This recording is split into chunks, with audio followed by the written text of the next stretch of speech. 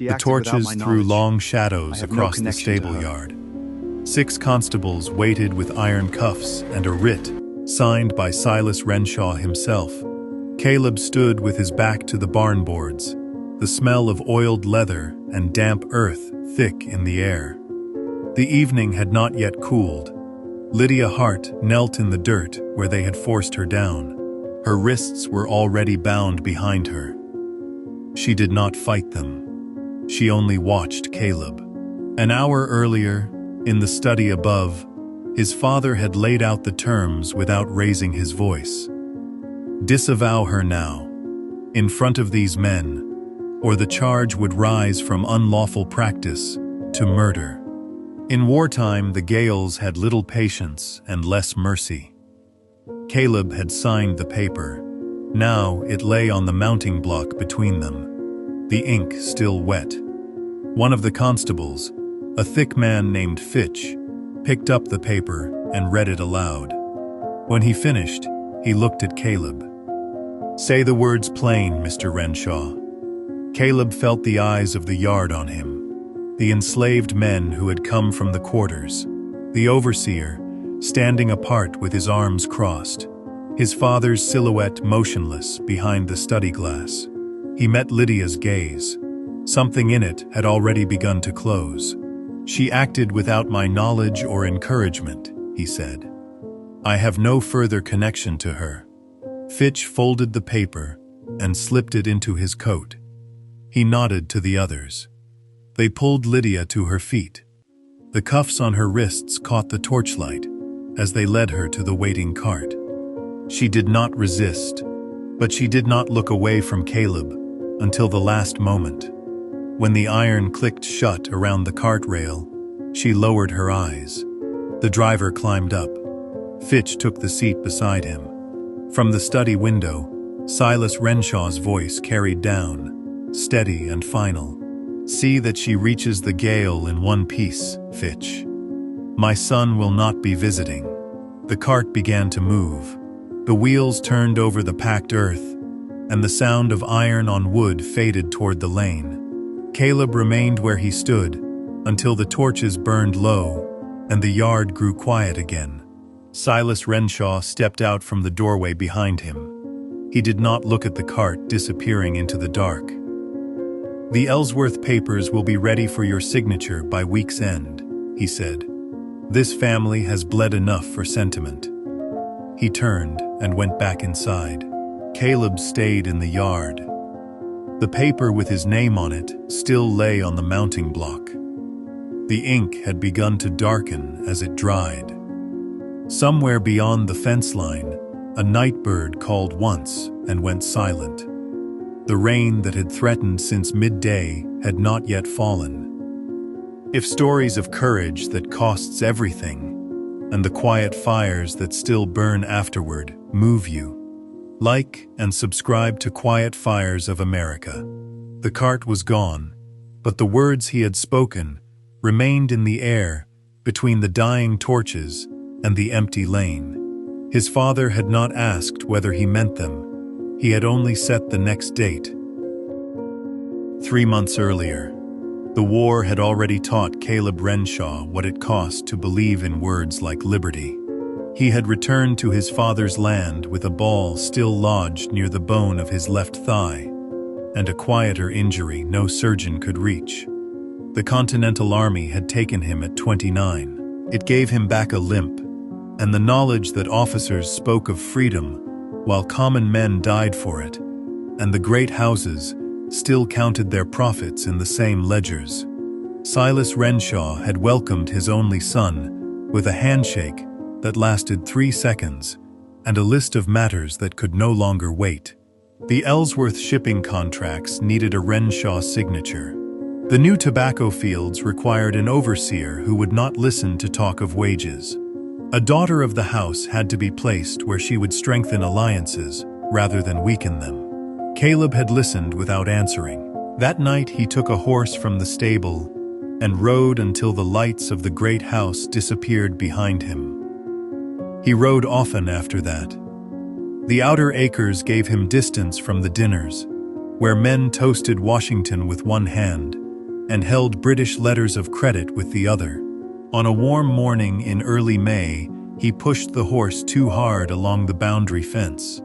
The animal shied at a copperhead, sunning itself on the path, reared, and threw him hard against the trunk of a water oak. The impact drove the air from his lungs and left his bad leg twisted beneath him. By the time he could draw breath, the horse had bolted toward the open fields. He lay where he fell for the better part of an hour. The pain in his thigh was sharp and familiar. When footsteps finally reached him, they were light and sure, not the heavy tread of field hands. A woman appeared between the trees, carrying a basket of cut plants. She stopped when she saw him, set the basket down, and came closer without hurry. "You are bleeding," she said. Her name was Lydia Hart. She lived in the small cabin that stood on the edge of Renshaw land, where the woods met the poorer holdings. She had learned what she knew from her mother, and from watching what worked and what did not. She did not ask his name or his station. She cut his boot away with a small knife, cleaned the new wound with water from her canteen, and bound it with strips torn from her own apron. When he could stand, she helped him to her cabin, rather than let him attempt the long walk back to the great house. Inside the single room, she kept the fire low and the windows open. Bunches of dried herbs hung from the rafters. A pallet lay against one wall. She gave him water mixed with something bitter and sat on a three-legged stool while the light changed outside. She did not fill the silence with questions. She only asked whether the pain had eased and whether he could feel his toes. He told her he had come home from the army 3 months earlier. He told her the leg still troubled him on long rides. He did not tell her that the greater trouble was the sound of his father's voice, listing the future as if it were already written in ink. She listened without interrupting. When he stopped, she rose and poured more water into the cup. "Men come back from war changed," she said. "Some learn to count the cost. Others learn only to count what they are owed." He returned 2 days later, under the excuse of searching for the horse that had thrown him. The animal had already found its way home. He stayed longer than he needed to. On the third visit, she let him carry water from the spring while she ground roots for a poultice. He asked her why she lived alone on the boundary. She answered that her mother had died the year before, and that the cabin had been payment for years of tending the sick on the outer farms. No one else wanted the land, because it flooded in spring, and the soil was thin. She stayed because the people who needed her knew where to find her. He began to appear without the excuse of the horse. Sometimes he brought small things from the house, a length of clean linen, a tin of tea that had come on a ship from the Indies, and left them on the table without comment. She used what she needed, and returned what she did not.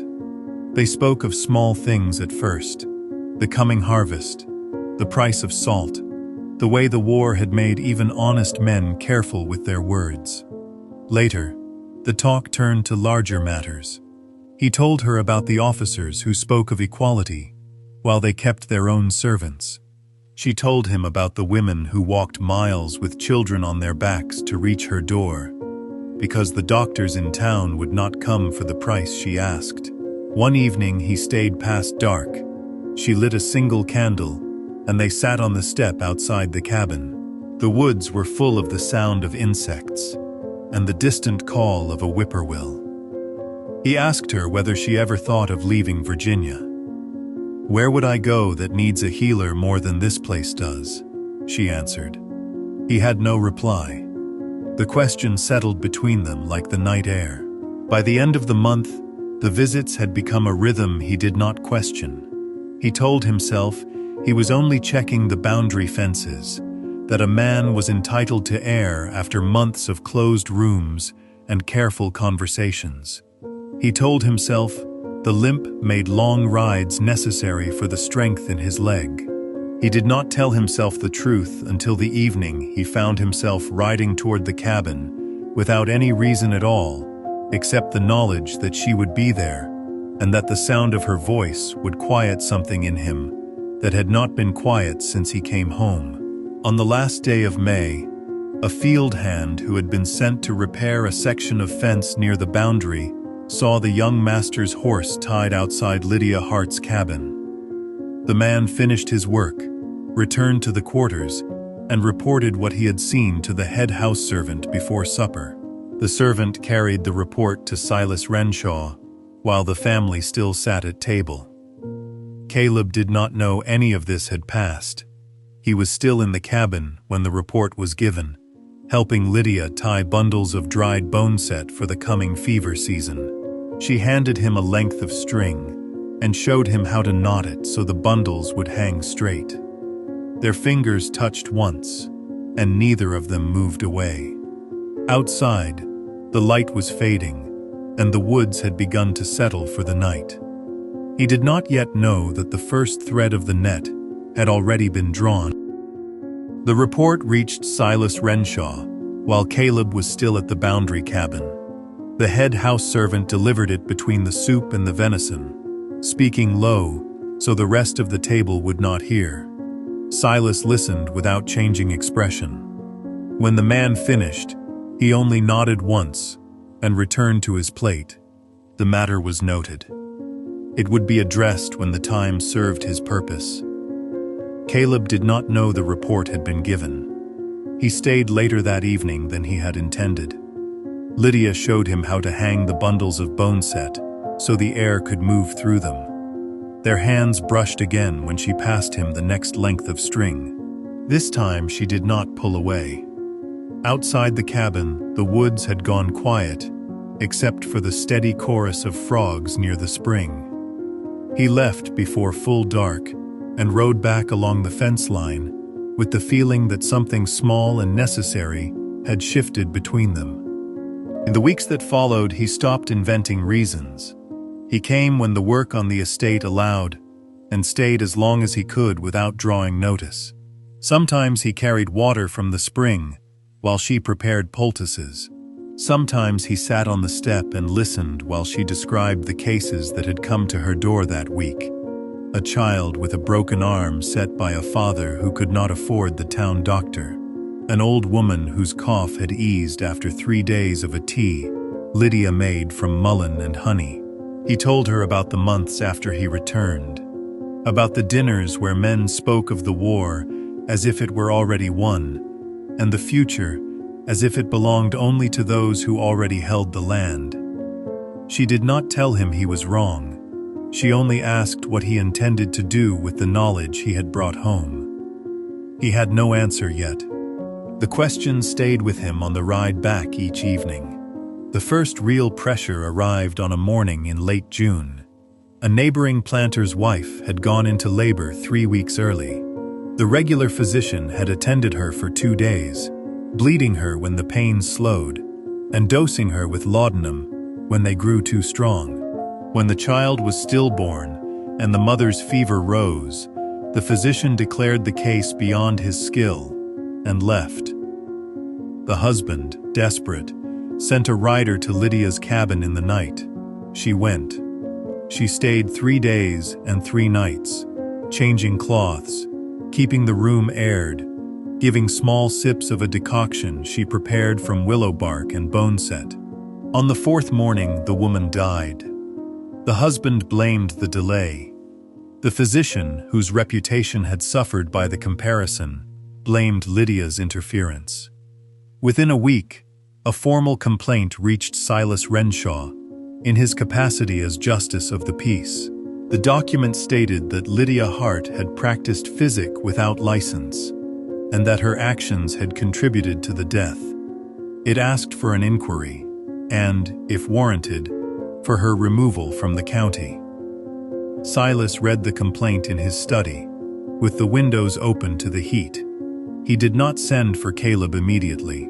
He first sent for the physician and heard the man's account without interruption.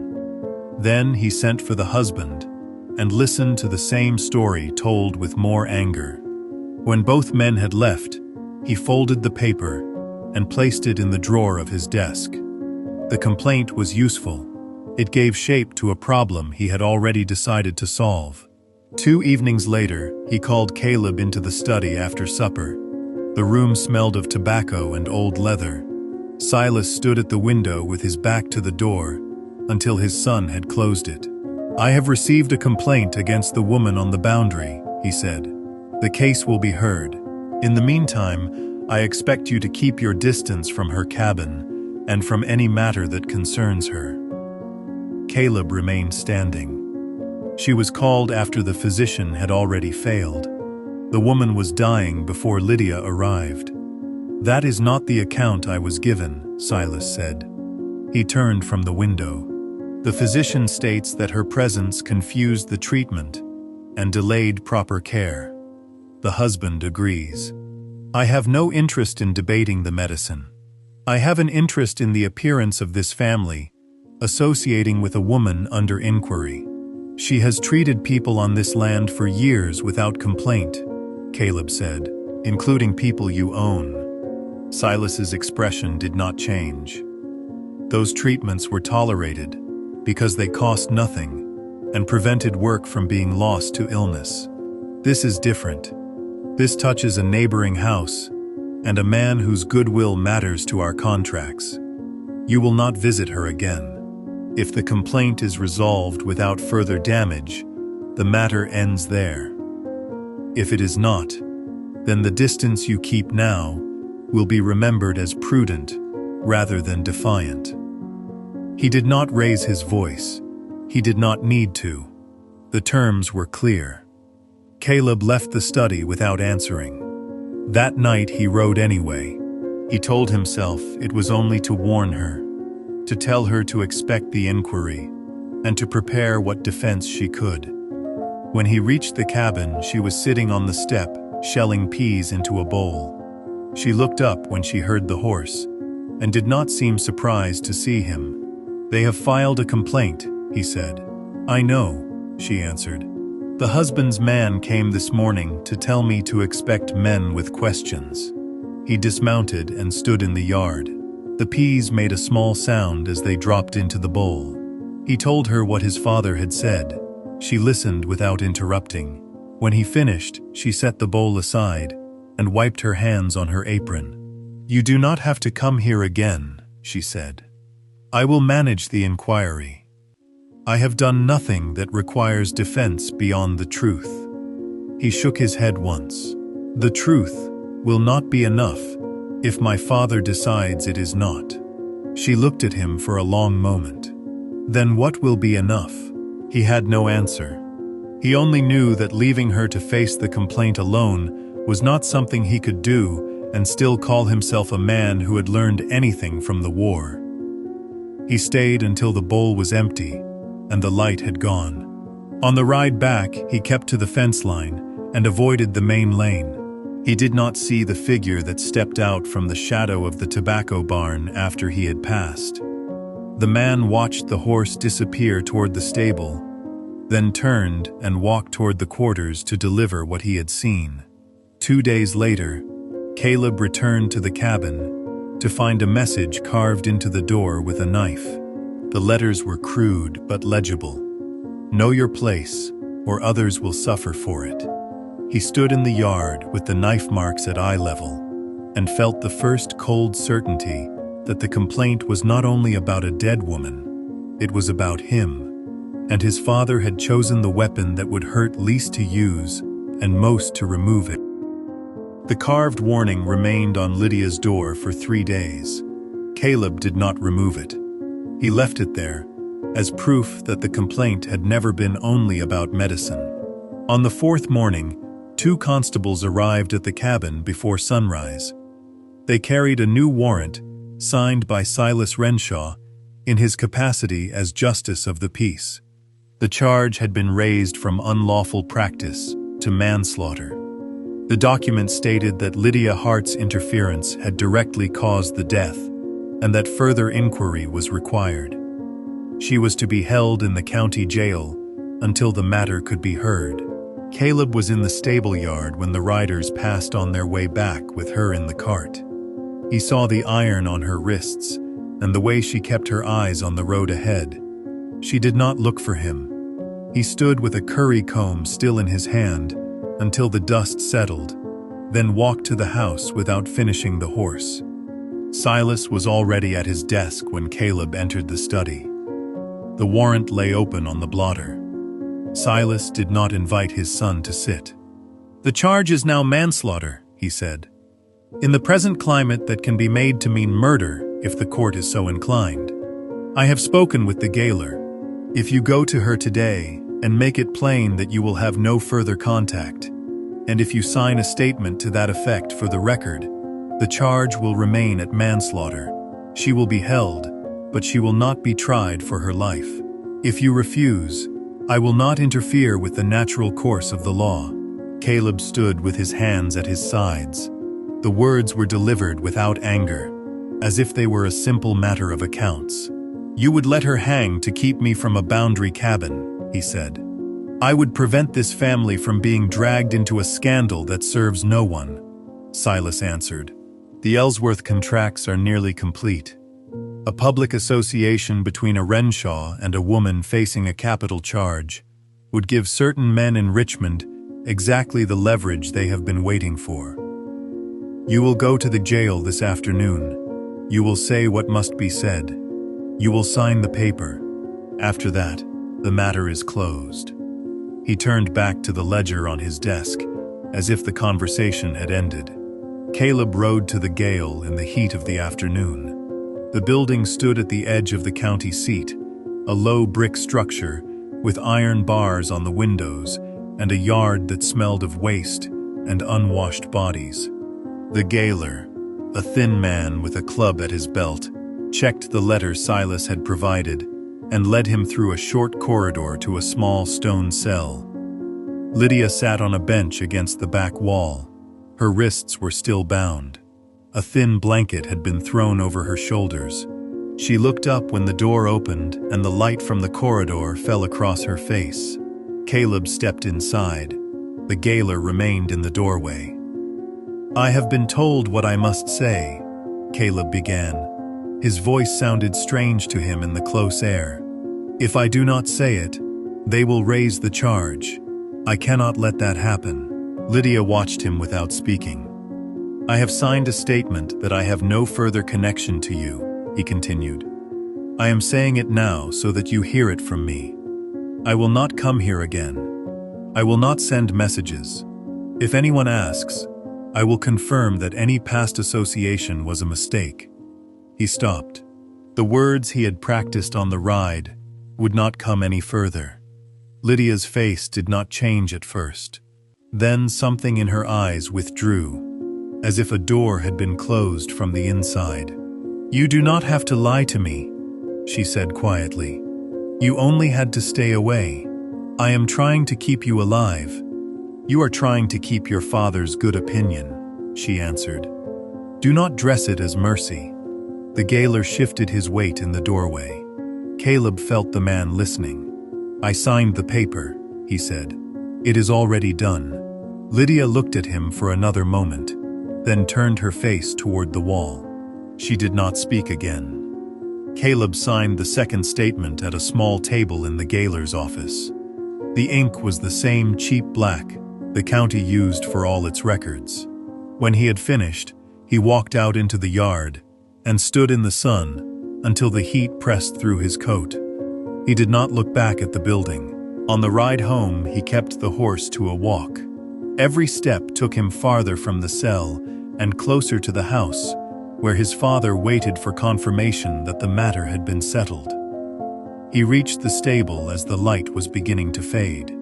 A groom took the horse without speaking. Caleb walked toward the house and found Silas standing on the front steps, as if he had been watching the lane. "The statement is signed," Caleb said. Silas nodded once. "The betrothal papers with the Ellsworth girl will be announced at the gathering on Friday. Your presence and your cooperation will be expected. The county will see that this family knows where its obligations lie." He turned and went inside, without waiting for an answer. Caleb remained on the steps.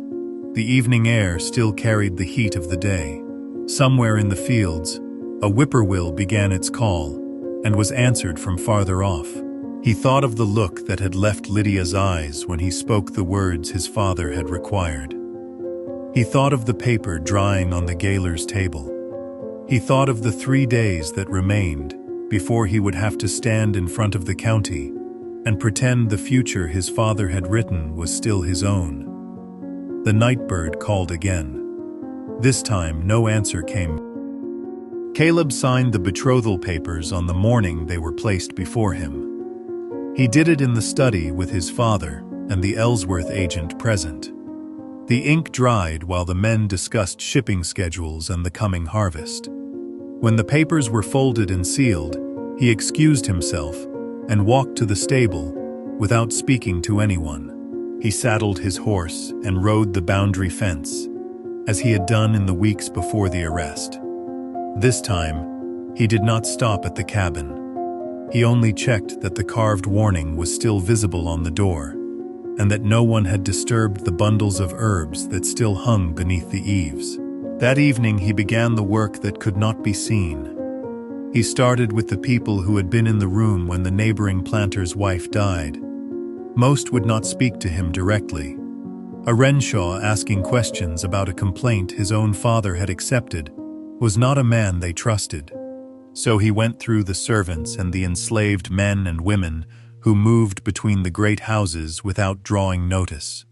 He spoke first to the cook who had sent broth to the sick room. She told him the physician had ordered bleeding 3 times in 2 days, even after the woman's strength had already left her. He spoke to the girl who had carried the soiled linens. She said the fever had broken for a few hours after Lydia arrived, and that the mother had asked for water instead of the laudanum the physician had left. He wrote none of it down. He carried the names and the details in his head and tested them against each other on the long rides between the fields. On the 3rd day, he found the woman who had been in the room when the physician first declared the case hopeless. She was the wife of one of the field hands on the neighboring place. She would not come to the Renshaw land, so Caleb met her at the edge of the woods where the 2 properties met. She told him the physician had already packed his instruments when Lydia was called. She told him the husband had been the one who sent the rider, not the wife's family. She told him the physician had returned the next morning and had been angry to find Lydia still there. Caleb asked if she would put any of it in writing. She shook her head. Then she asked whether the statements would be used to help the healer or only to protect the Renshaw name. He answered that he did not yet know. She studied his face for a moment and said she would think on it. By the end of the week, he had 4 signed statements from people who had no reason to lie for a Renshaw and every reason to fear doing so. He kept them folded inside the lining of his coat. None of them cleared Lydia completely. They only showed that the physician's treatment had been aggressive and that Lydia's presence had not made the outcome worse. It was not enough to force a dismissal. It was enough to make a higher court ask questions if the matter ever reached one. He also found ways to reach her inside the gaol. The gaoler's wife accepted small bundles of food and clean linen in exchange for coin that did not appear in any ledger. Caleb sent a blanket that had been aired in the sun and a small pouch of the same bone set and willow mixture Lydia had used on his own leg after the fall. He did not send a letter. He only wrote her name on a scrap of paper and placed it inside the pouch. The gaoler's wife returned 3 days later with the pouch empty and the paper still inside. She said the healer had held it for a long time before she put it away. On the 8th day after the arrest, Caleb rode to the gaol again under the pretense of checking a boundary dispute for his father. The gaoler let him stand at the small window that opened into Lydia's cell. She was thinner than she had been. The light from the corridor showed the hollows beneath her eyes. She looked at him without the withdrawal he had seen on his first visit. "I did not ask for the blanket," she said. "I know." "The food is better than what they give the others." He nodded. There was nothing else to say that could be said through iron and a watching gaoler. He stood for another minute, then turned and left. On the ride home, he kept seeing the way her hands had rested on the blanket, as if she were measuring its warmth against the cost of accepting it. By the 10th day, he had 7 statements and the beginning of a plan.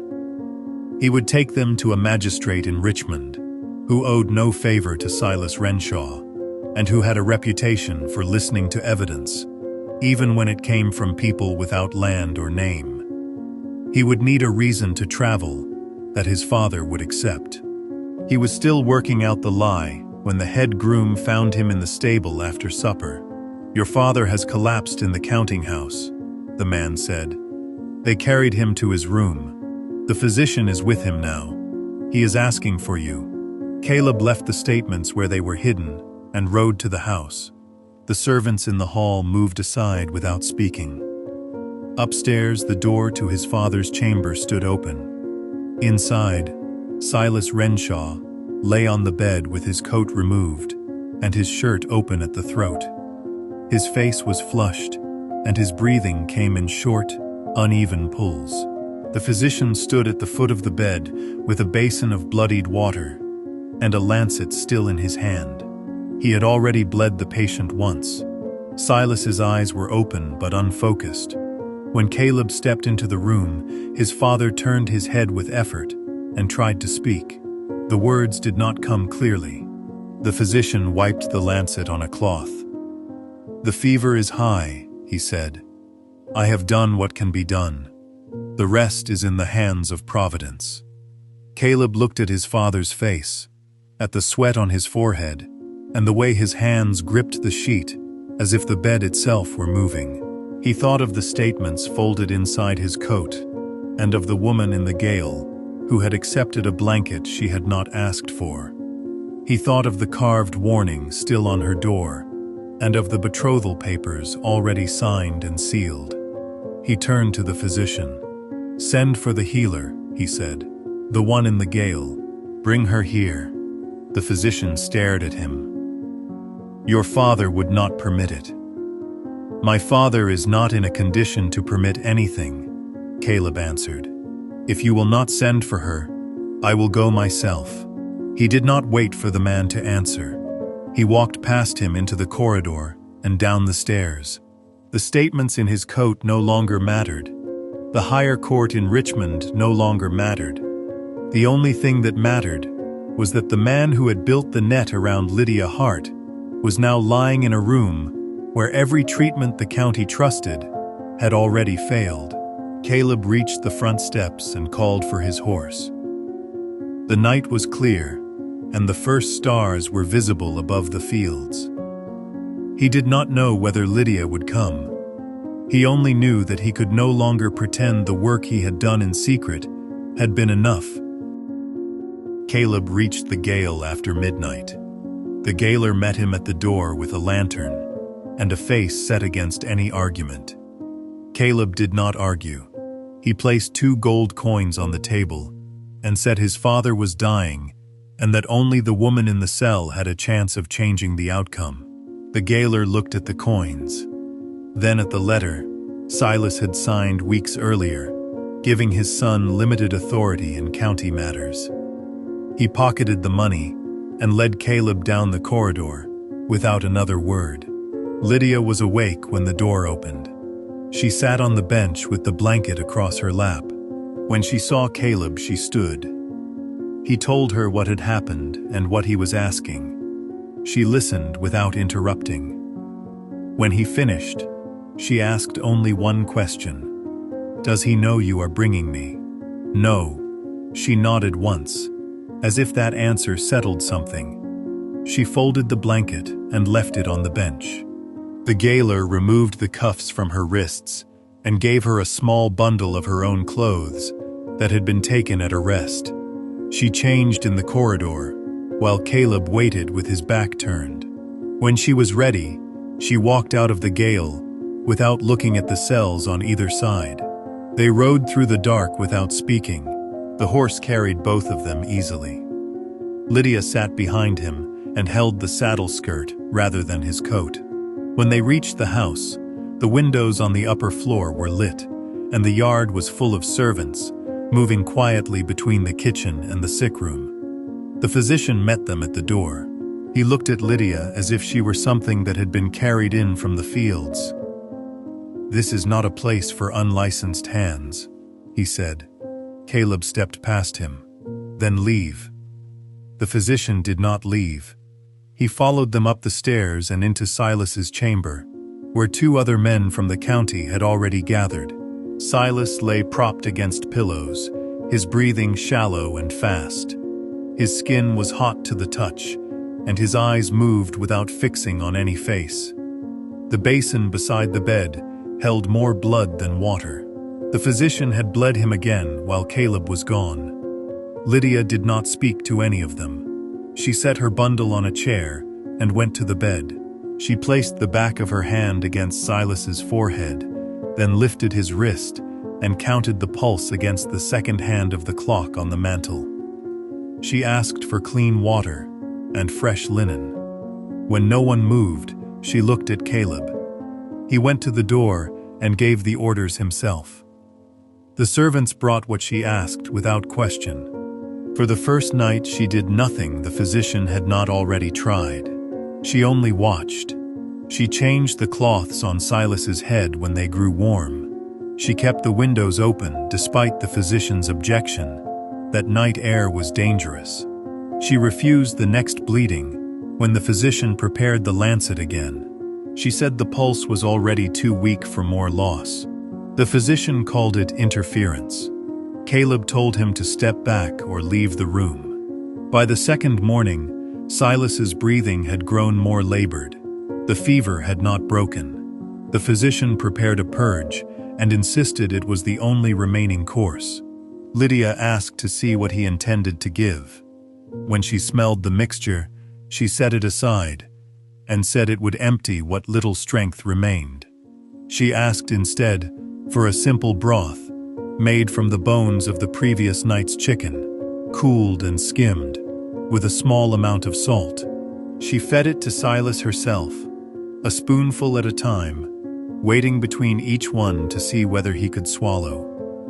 Most of it came back, but some stayed down. Caleb stayed in the room. He carried water when she asked for it. He held his father's shoulders when the coughing fits came. He watched the way Lydia worked, not with the dramatic gestures of the physician, but with steady attention to what the body was actually doing. She spoke little. When she did speak, it was to the patient, not to the men standing around the bed. On the third night, Silas's fever crested. He thrashed and called out names no one in the room recognized.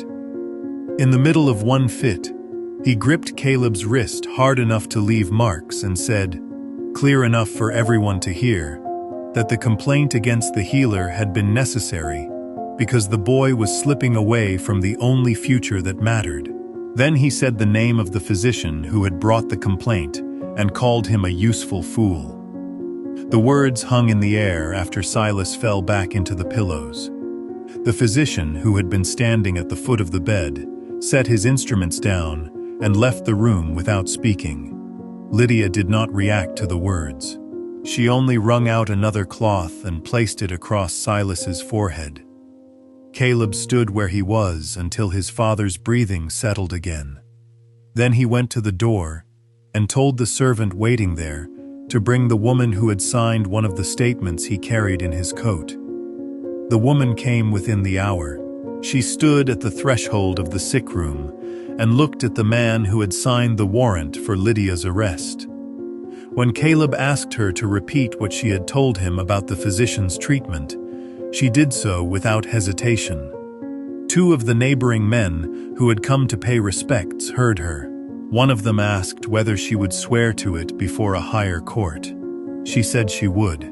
By the fourth morning, the fever had begun to ease. Silas's breathing lengthened. He opened his eyes and knew where he was. He asked for water and drank it without choking. The physician who had left returned only to collect his instruments and did not offer further treatment. Lydia remained at the bedside. She had not slept more than a few hours at a time since she arrived. Her face was drawn, but her hands were steady when she changed the last cloth. Silas looked at her for a long time without speaking. Then he turned his head toward Caleb. "You brought her here," he said. His voice was thin but clear. "I did." Silas closed his eyes again. When he opened them, he looked at Lydia once more. "The complaint will be withdrawn," he said. "See that it is done today." He did not thank her. He did not apologize. He only gave the order and closed his eyes again. Lydia stood and gathered her few things. She did not wait to be dismissed. She walked out of the room and down the stairs. Caleb followed her into the yard. The morning was already hot. She stopped beside the horse she had ridden in on and turned to face him. "The charge is still on the books," she said. "A dying man's word will not erase it by itself." "I know." She studied his face. "You will have to stand in front of more than your father to finish this." "I know that too," she nodded. She mounted the horse without help and rode toward the lane. Caleb watched her until she reached the fence line. She did not look back.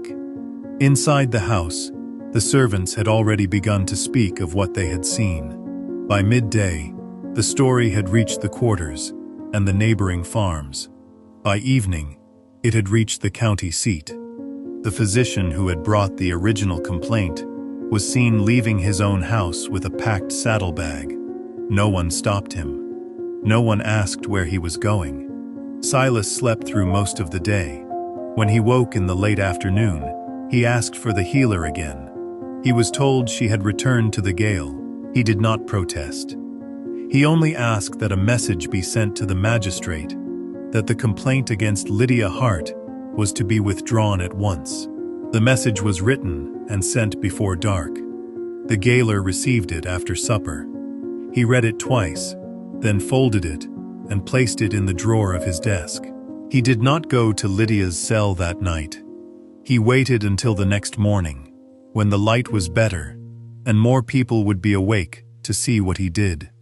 Then he walked down the corridor with the key and opened the door. Lydia was sitting on the bench, with the blanket across her knees. She looked up when the lock turned. The gaoler told her the complaint had been withdrawn and that she was free to go. She stood slowly, as if she expected another condition to follow. When none came, she folded the blanket and left it on the bench. She walked out of the gaol into the morning light without speaking to anyone. Outside the gate, a small crowd had already gathered. Word had traveled faster than the official message. Some had come because they had been treated by her in the past. Some had come because they wanted to see what a Renshaw's favor looked like when it was finally given. She passed through them without stopping. At the edge of the crowd, Caleb Renshaw stood with his horse. He had ridden in before first light and waited without announcing himself. She stopped when she reached him. For a moment, neither of them spoke. Then she said, "Your father's message reached the gaoler. I am free." "I know." She looked at the faces watching them. "This will not be the end of it. Men like the one who filed the complaint do not leave quietly when their tools are taken away." "I know that too." She nodded once. Then she turned and began to walk toward the road that led back to her cabin.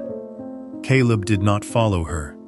He only stood where he was until the crowd began to thin and the sun cleared the trees.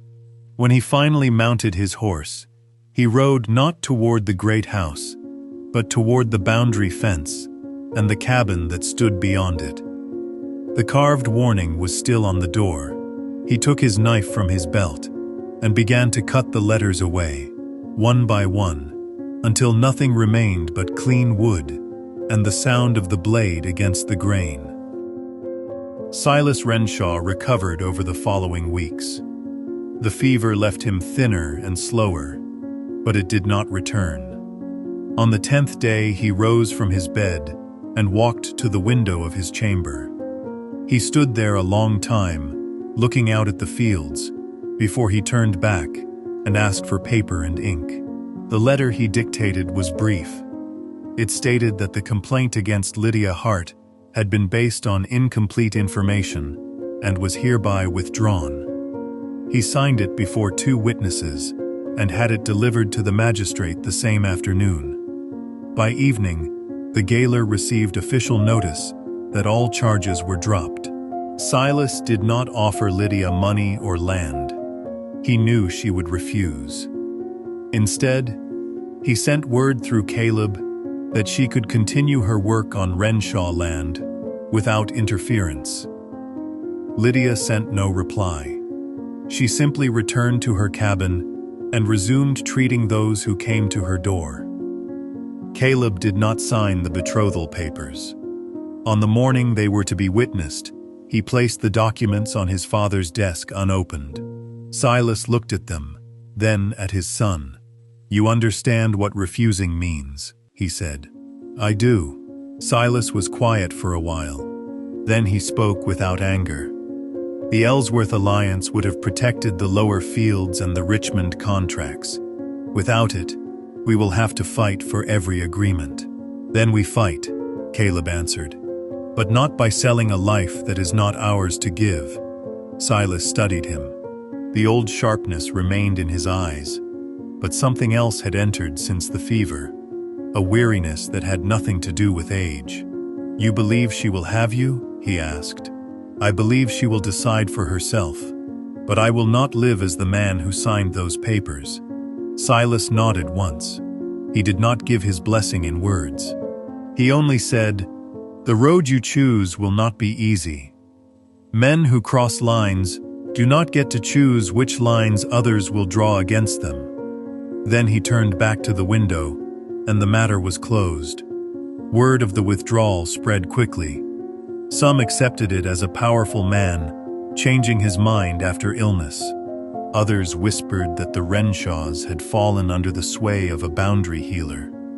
The physician who filed the original complaint tried to claim Silas had been coerced in delirium. Few listened.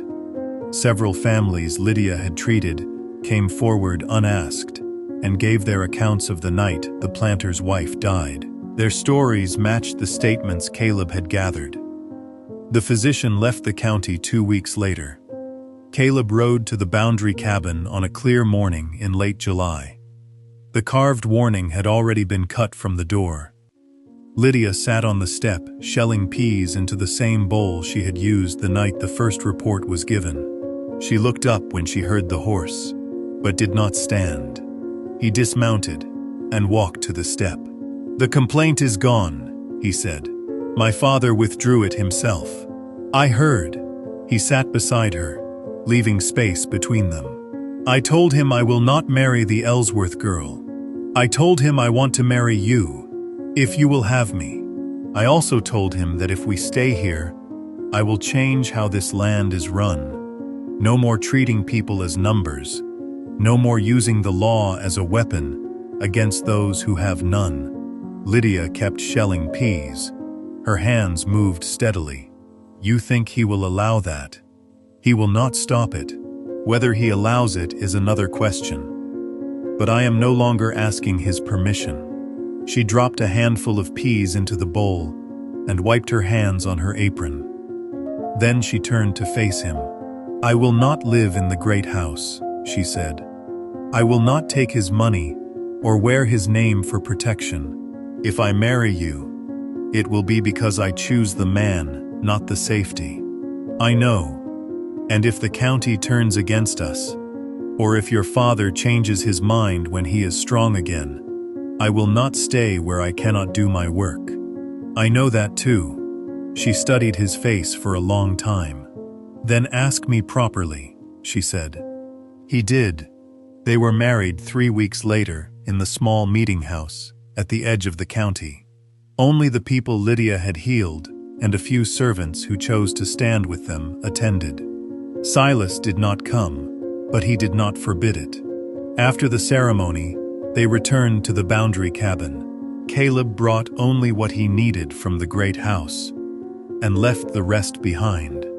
He began riding the outer fields with the overseer, quietly changing the orders that had stood for 20 years. He did not make speeches.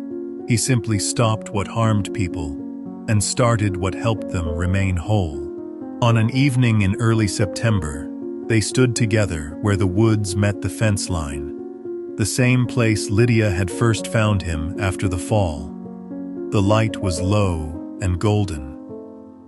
"The war taught me how to fight for something larger than myself," Caleb said quietly.